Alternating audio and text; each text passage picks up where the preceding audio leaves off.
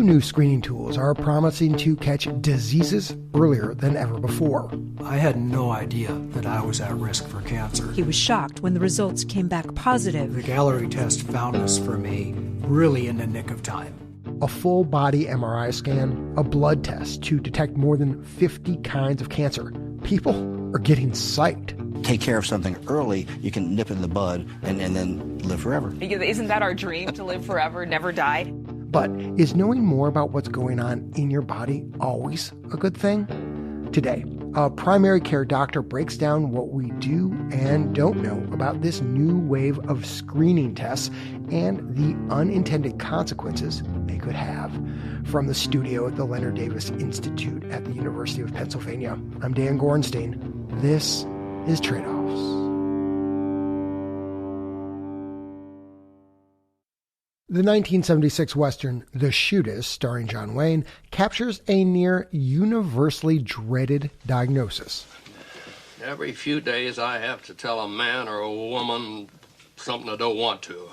I've been practicing medicine for 29 years and I still don't know how to do it well.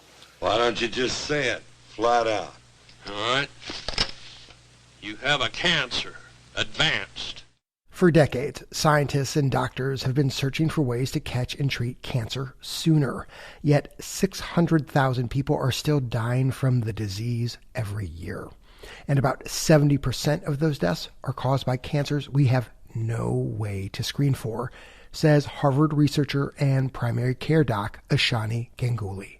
It's understandable that people would want some tool to be able to find that earlier. That's exactly the allure of these two new tools, a full body MRI and a kind of all-in-one cancer blood test.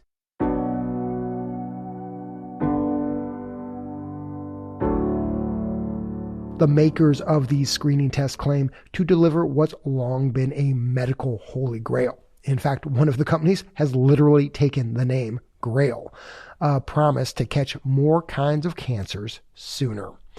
Both types of tools are starting to pick up customers. My name is Marcia, and this is my Prenuvo story. The first is full body MRI scans. At Prenuvo, we work to perfect whole body screening. The companies selling these scans advertise they can catch a whole bunch of stuff. Brain aneurysms, tumors. Even cycles of your life. It let me know I was in menopause. And I was like, wait, what?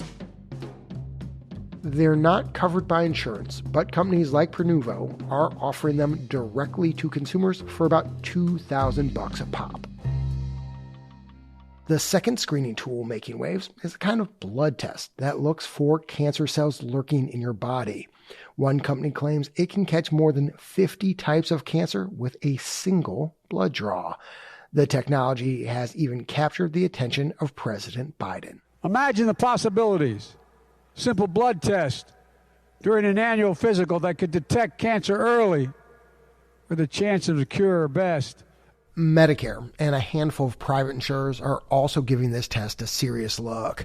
For now, though, most patients are going to pay full cost, about $900 out of pocket. Given the buzz around these two technologies and all of the hope, we asked Dr. Ishani Ganguli to sit down, give it to us straight. What's good, what's bad, and what's still unknown about these new tests. Okay, Ishani, if you go get one of these MRIs or blood tests, what's the best case scenario and what's the worst? Yes. So the absolute best case scenario is that the test catches a specific type and stage of cancer or another problem that, if caught and treated early, could help you live longer and better. But the tests are also likely to find imperfections that are inconsequential, ambiguous, or outright false, especially if you go looking in a big group, let's say everyone over 50. And these imperfections often compel extra scans, biopsies, even surgeries that can be costly, time-consuming, stressful, and possibly physically harmful to you. So that's the big downside. You go on a kind of wild goose chase, and in the end, you don't have cancer, and you would have been better off not going down that path in the first place.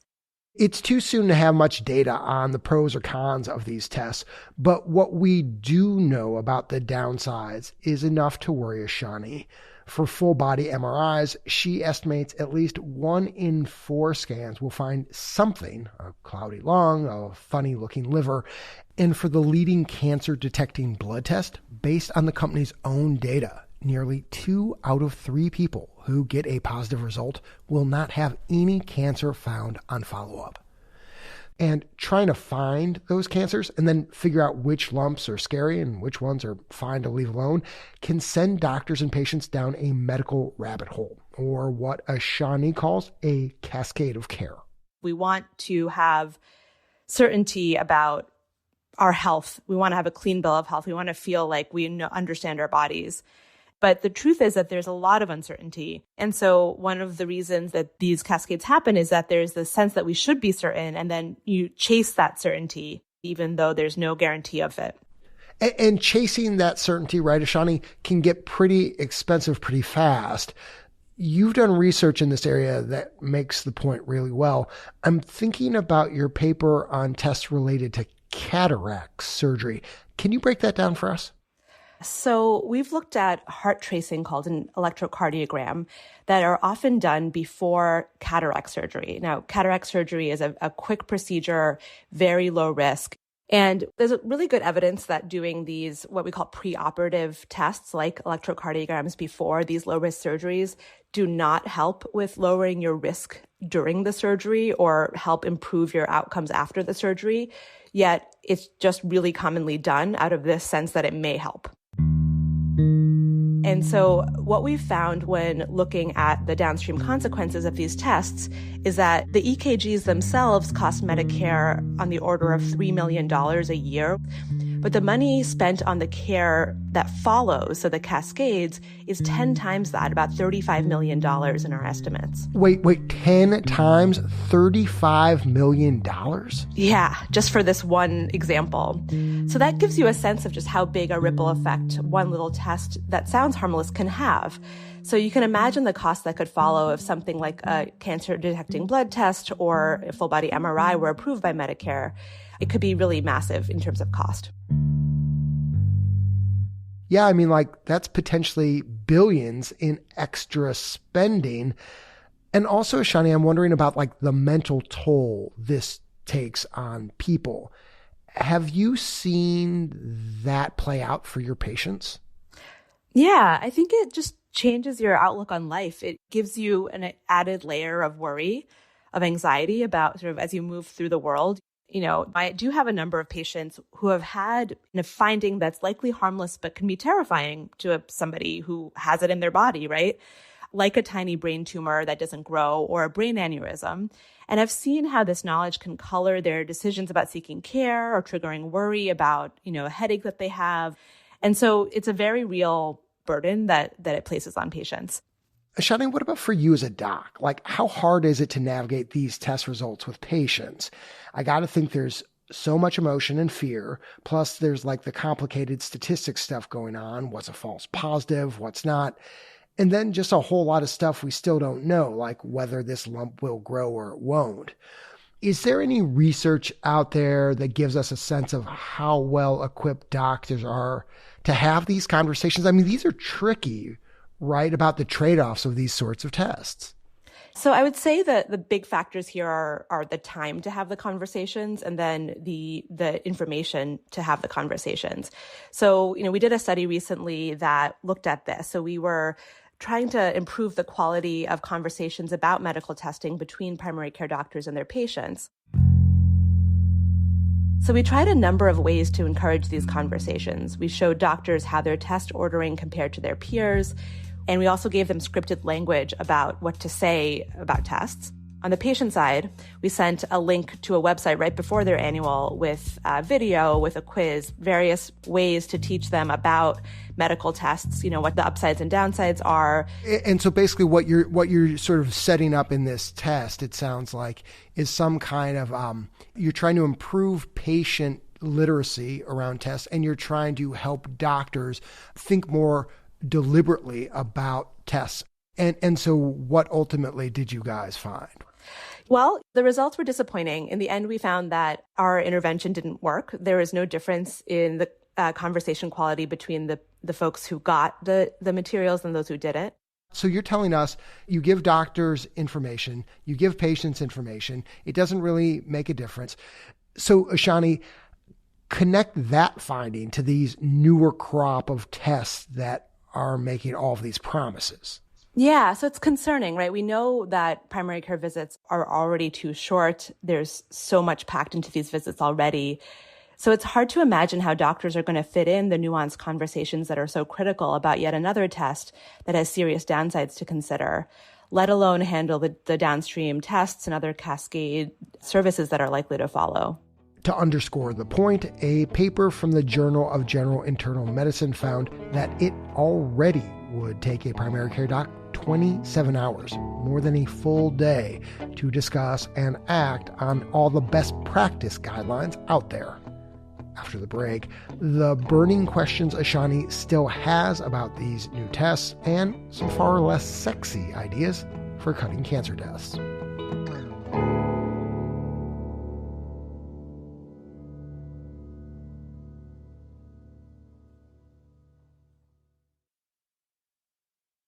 Welcome back. We're talking with Ishani Ganguli, assistant professor at Harvard Medical School and a primary care doctor at Brigham and Women's Hospital. Ishani, you've made us a nice pro-con list. The con side, I'll say, is definitely a little longer at this point, but I just gotta ask, is there a single patient right now, today, that you'd order either of these tests for? Full body MRI, no. I don't think it's good for patients. I don't think it's good for doctors. And what about the blood tests? For the blood tests, I think this is a more nuanced conversation. I think if you have a number of cancers in your family, it may be worthwhile to pursue it in a sort of really highly supervised way. I think when it gets more complicated is when you're thinking about using these for a general population. And there, we just don't have the evidence yet. And there's a lot of reasons to think that the downsides might outweigh the upsides. Okay. Let's set aside the full body MRIs, which you seem convinced are not going to catch on in a serious way, and focus on the blood tests. What other evidence, Ishani, would you want to see in order to begin ordering these tests? Like, what's on your wish list? So the first piece of information that is not yet clear is whether these cancer detection tests improve cancer outcomes or overall patient survival. That is the goal of them, and that would be the first question I'd like to see answered. Okay, do these tests actually lead to more people with cancer living longer or at least happier, healthier lives? So the next piece is to have more information around if there's a positive signal on a potential liver cancer, for example. I would want to understand, based on evidence, what series of steps I should take as that patient's primary care doctor to get them the fastest, most accurate final diagnosis.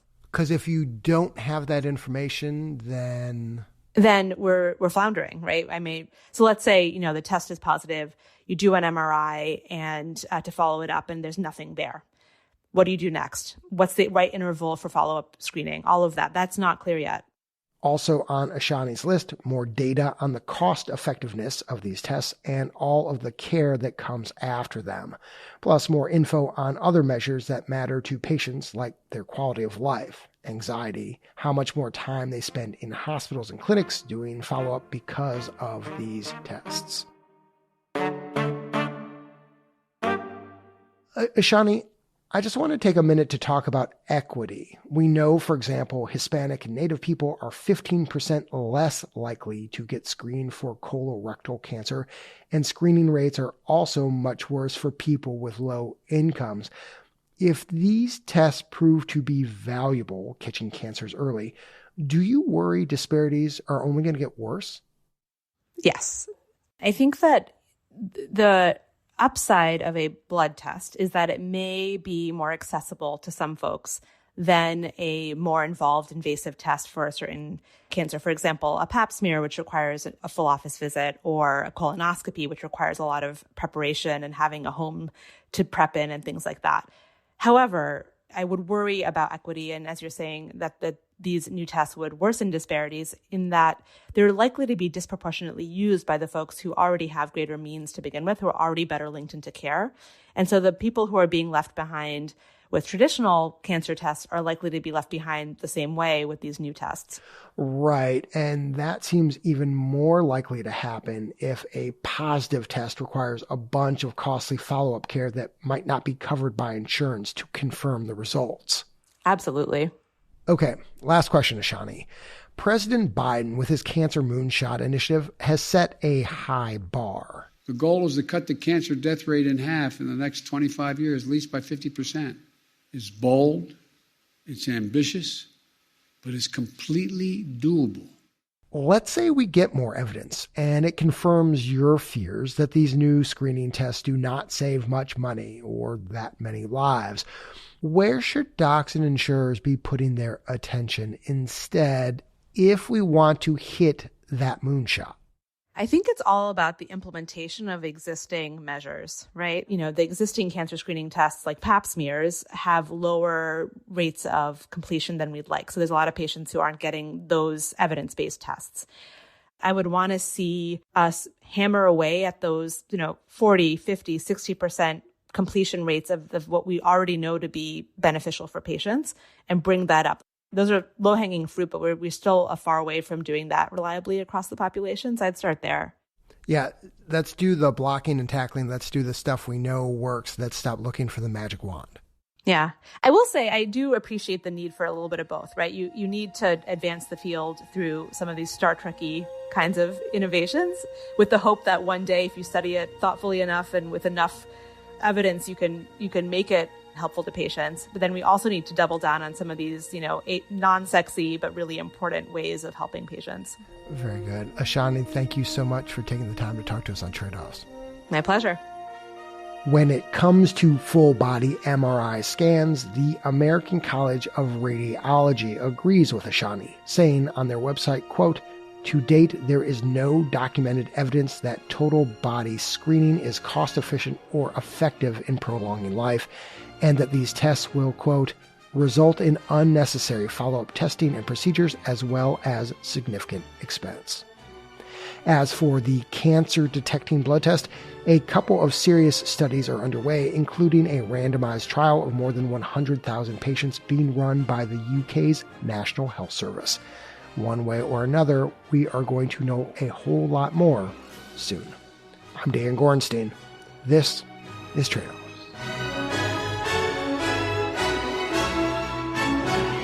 By the way, I just pitted Star Trek against non-sexy, which is hilarious. I love it. I would argue that Star Trek is decidedly not sexy. It appears we have lost our sex appeal, Captain.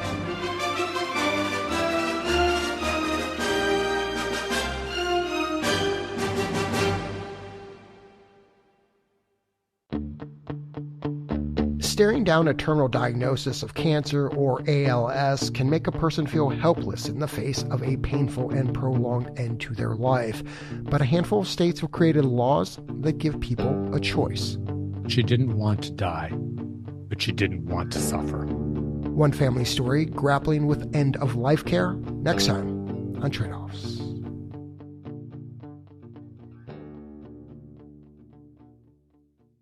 Thanks for listening to Tradeoffs. If you've just discovered us, remember to subscribe to the feed so you never miss an episode.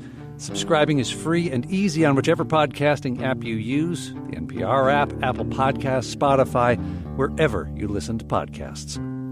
The Tradeoffs team is producers Ryan Levy and Alex Olgin, editors Kate Cahan and Deborah Franklin, executive director Jessica Silverman, marketing director Catherine Dougal, audience engagement lead Shannon Crane, with help from Kate Seepy, Kelly Osmondson, and Cedric Wilson, sound designer Andrew Perella, executive editor Dan Gorenstein, and senior producer Leslie Walker. Soleil Shah contributed to the reporting for this episode. The Tradeoffs theme song was composed by Ty Sitterman, with additional music this episode from Blue Dot Sessions and Epidemic Sound. This story was made possible in part by Arnold Ventures and the Gordon and Betty Moore Foundation. Additional thanks to Ruth Etzioni, Mark Fendrick, Doug Owens, and Susan Pentelli. Thanks also to all our listeners who helped to support our work, including Jenny Gerstorff, Kai Corbett, and Julie Stone.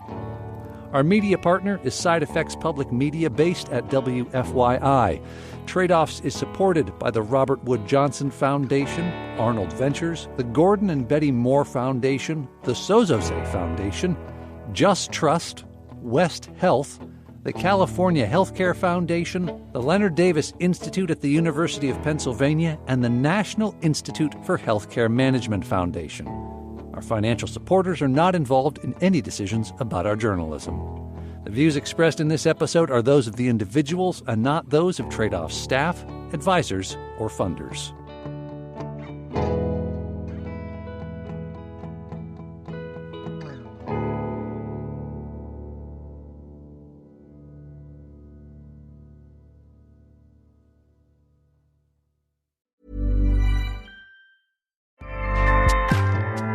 Acast powers the world's best podcasts. Here's a show that we recommend.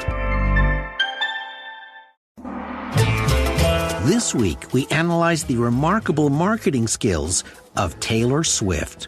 She has regained ownership of her master recordings, convinced Apple and Spotify to pay artists in a more equitable way. She defied Hollywood. She markets her music in very surprising ways, and holds over 70 Guinness World Records. The marketing of Taylor Swift. This week on Under the Influence with Terry O'Reilly. Acast helps creators launch, grow, and monetize their podcasts everywhere. Acast.com.